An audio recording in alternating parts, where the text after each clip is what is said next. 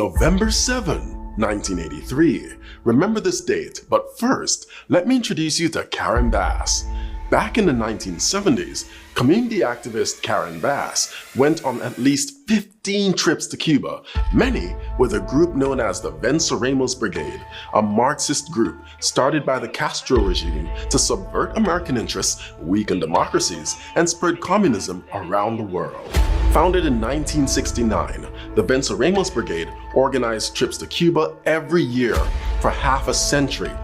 They attracted the most radicalized and delusional segments of the American left, including overtly Maoist and pro-Soviet communist groups. In fact, a Los Angeles police investigator who infiltrated the group testified to Congress saying that to be a member of the brigade, you had to be confirmed as a Marxist-Leninist. As a brigadista and then moving up the ranks to organizer for the Venceremos Brigade, Karen Bass visited Cuba every 6 months. Their mission? To radicalize young, impressionable American leftists in terrorist tactics and guerrilla warfare. Members of the Venceremos Brigade were even taught how to make bombs. Karen Bass admits, on her many pilgrimages to Cuba, she went to see Fidel Castro speak several times, even calling him charismatic, and upon his death, praised him, saying, "The passing of Commandant en Jefe is a great loss to the people of Cuba," even though the people of Cuba see him as a dictator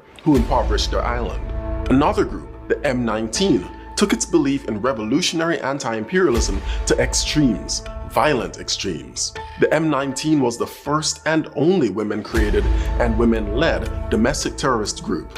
Since their founding in 1978, M19's tactics escalated from robbing armored trucks and abetting prison breaks to building their own explosives and carrying out terrorist bombings.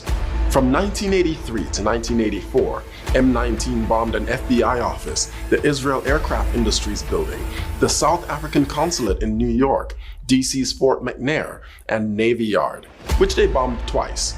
But that wasn't enough for them. On the night of November 7, 1983, the M19 called the US Capitol switchboard and warned them to evacuate the building. Minutes later, the M19 bombed the north wing of the US Capitol. November 7, 2023 marks 40 years since the M19's bombing of the US Capitol. Members of the M19, like Susan Rosenberg, traveled to Cuba with and were radicalized by the Venceremos Brigade.